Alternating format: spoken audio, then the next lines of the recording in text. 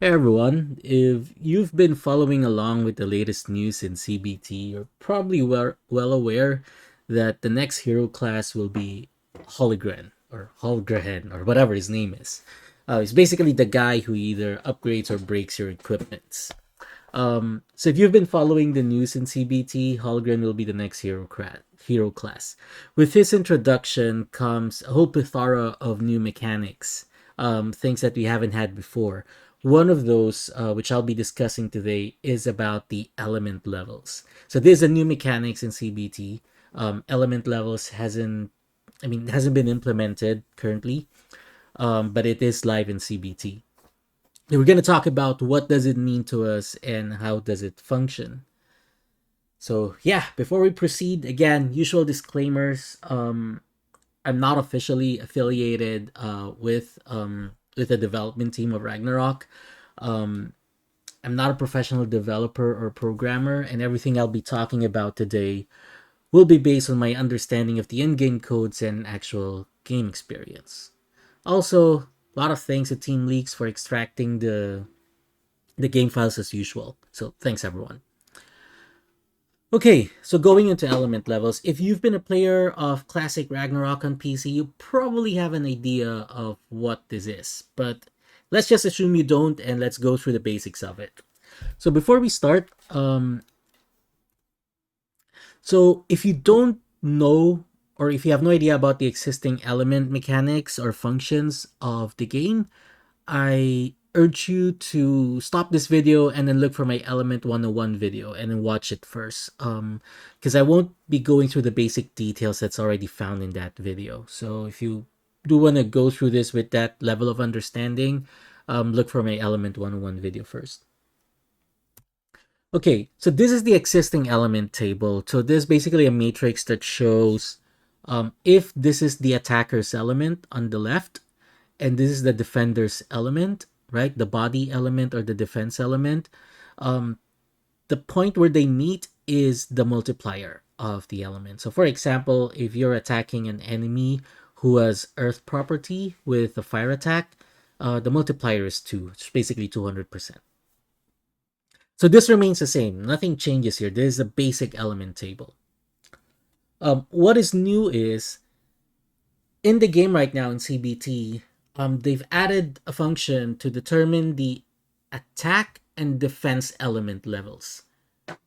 Okay, these are two different things. So there's an attack element level and there's a defense element level. On the attack element level, there's very little information, and at the moment, I really don't know anything about it. All I know is how it will be used in the calculation, but whatever the max level is and whatever sources you have, we don't know that yet. So maybe the developers will give us a peek into it in the coming patches. For defense element levels, the max level currently is level 4. So as you can see on the snippet here, so target def level is equals to math.min, target def level or 4. So basically it gets whichever is lower, which basically means max value is 4. The sources for this, okay, for monsters, it's built in. So there is this new dungeon, if I'm not mistaken. The monsters in there will have varying levels of defense element. However, for players, Holgren introduced alloys, which basically takes care or raises your element level for that specific element. So there are 4 alloys as of now. There's the wind, earth, water, and fire alloy. All of these raises the element level by 1 respectively. Okay, now let's understand the functions and how it actually does work, right? So let's say, for example, this is your damage formula. So depending on whether you're using a physical attack or a magic attack, it may either use calc element param or calc magic element. So for either physical or magic, right? Now, these two things branches out, right? So the calc element param has a parameter inside that it uses to determine the element rate, which is called calc element rate. The calc magic element param has get element rate. Don't ask me why it's different. It's just the way it is. So this is basically the element multiplier. Um, Now, if you expand to calc element trait, right, you actually will see that it points to get element trait, right, which is the basically the same thing, right? So that's why I just put it in here. So this is where the element versus element ratio does get computed. And the get element trait is the new function or the new lines of code that have been added in CBT.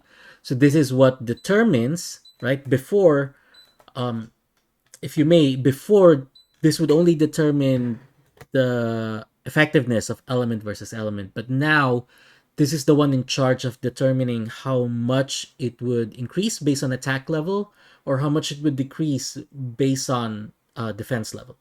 So we're going to go through that in a bit. Okay, let's now try to dissect the formula, right? So the function, it's called get element rate.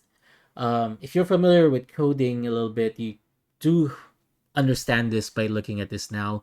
But first off, it starts off by initializing some variables. So the first part here, this is basically where it gets the element versus element ratio. It's that table from before, right? It checks the attacker's element and the defender's body element, and then gets the value of it. The second line initializes the attack element level of the attacker, right? Again, no source yet on where we can get that or whatever, but it is here. And then there's def element level. This is how it gets the element level of your of of the target player or monster. And then lastly, this section is where it computes the effect. So as you can see, right, it says here, if 3 is less than or equals to the target level, depth level, then follow this formula. However, else if, right, if 2 is less than or equals to target depth level and target depth level is less than 3, then you follow this, right? Else you follow this. So we're gonna go through that in a little bit, but yeah, this is basically what it means. So not the short version, but just in case you needed to convert the numbers into words, right? So the logic is like this. So the first line is if the target's def element level is equals to 3 or higher, right? So that's the first part here. So the formula looks like this, right? And the explanation is like this. So again, element trait, right? That's what determines the efficiency of one element versus another element. Source attack level -1, close parentheses, multiplied by 0.25. It represents the attacker's element level -1 multiplied by 0.25. This is added to the element rate to increase the damage output based on the attacker's proficiency in using that element, right? Minus 0.25 is a constant value that is subtracted from the element rate, right? Doesn't change as a static value here. And the target depth level -2 multiplied by 0.125 represents the defender's element defense level -2 multiplied by 0.125. So this is subtracted from the element rate to decrease the damage output based on the defender's resistance to that element. Okay, based on that explanation, don't get confused with cards such as Jack card or those Orc Baby card. They're different. Okay, they happen in a separate parameter. It's basically a different thing. The second line here, the second logical statement there, else if, basically means if target's def element level is equals to 2. Okay, I just simplified that. I know it says it's basically less than or equals to 2, right? And less than 3. So basically 2. Um yeah, so what this basically means is you subtract 1 from the attacker's element attack level, and then this value is then multiplied by 0.25, and the result is added to the element rate. Additionally, the formula subtracts 0.25 from the element rate. Again, the 0.25 is a static value. And then the rest of the lines, right? This portion here, else, basically just says If it doesn't meet any of these two conditions, right, then element rate plus source attack level minus 1 multiplied by 0.25. Basically just says add the element rate to a fraction of the source attack level minus 1. Specifically, the fraction is 0.25. Again, it's a mouthful, probably very difficult to understand, so we're going to go through a couple of sample computations in a bit. Okay, now I want to go through a sample computation because I think it's just easier this way. So let's say, for example, we take this situation. So the attacker attacks with a fire element, and his element attack level is level 1. Defender has earth element, right? And then the defense level is 3. Again, the defense level, right? It's specific to that element. Like for example, if you use one of the alloys from Hologren, right? It increases your element def level for the specific element. It's not like in general it increases everything. Okay, so this is the formula that will be used, right? Because again, element defense level is 3, so we're gonna be using this formula. Okay, so element rate, right, which is the variable, plus in parentheses source attack level minus 1 multiplied by 0.25 minus 0.25 minus in parentheses target def level minus 2 multiplied by 0.125. If you substitute that, it's going to look like this. Okay, so you substitute all of these variables, it's going to look like this. And then you utilize PEMDAS to do the series of operations. So first you clear the parentheses, right? So this one becomes 0, this one becomes 1, right? So after clearing the parentheses, you go on with multiplication. 0 multiplied by 0.25 is going to be 0. 1 multiplied by 0.125 is 0.125, right? And then you go with addition, right? There's no division, so you go with addition. So 2 plus 0 is going to be 2. And then you subtract. So 2 minus 0.25 minus 0.125. So it's going to be like this. And result is you come up with 1.625. Before element level, fire versus earth is 200% damage. In the sample computation, the effect was only 162.5%, which means there was about 37.5% reduction in the efficiency. Okay, sample computation number 2. What if the defender's element level is only 2? Again, because the level is only 2, we're going to be using this formula. So again, substitute the variables. Element rate becomes 2, source attack level becomes 1. You clear the operations, you basically arrive at 1.75. So again, if it's level 2, the efficiency gets reduced by 25%. Okay, another situation. What if the defender's element now is fire, right? And their element defense level is level 2. So similar to the earth version earlier, right? We're going to use the same formula, but this time we're just going to change the element rate value because fire versus fire is 0.25. So if you substitute, you're going to get this. So 0.25 plus in parentheses 1 minus 1 multiplied by 0.25 minus 0.25. If you clear it out, it becomes 0. So again, before element level introduction, fire versus fire is 25%. In the sample computation, the effect was 0, which means element rate becomes 0.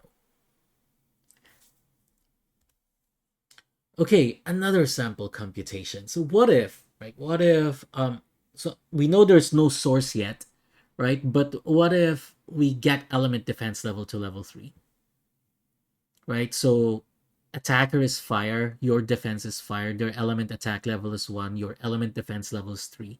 So I know with Hologren's alloy, you can only get up to level 2 because the default is level 1. You use the alloy, you get to level 2. So far, I have no idea what the source is, so you can get to level 3. So what's going to happen is you substitute all of that, but because it is level 3, right, you come up with negative 0.125. Right? Now, does this mean that element rate will become negative or it will become a negative multiplier? Answer is no. Because if you look in here, there's a statement here that if element rate is less than 0, then the value becomes 0. So basically, there's no chance that this will become negative.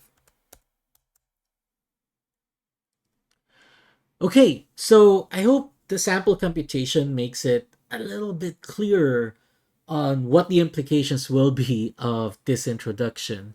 I don't know if it has sunk into you guys yet, but it does seem like, okay, there are two possible things based on what I'm seeing here. So one is the new bosses or the new instances that will have a higher element defense level, right, compared to the usual instances may become much more difficult to clear, right? Because they basically get tankier.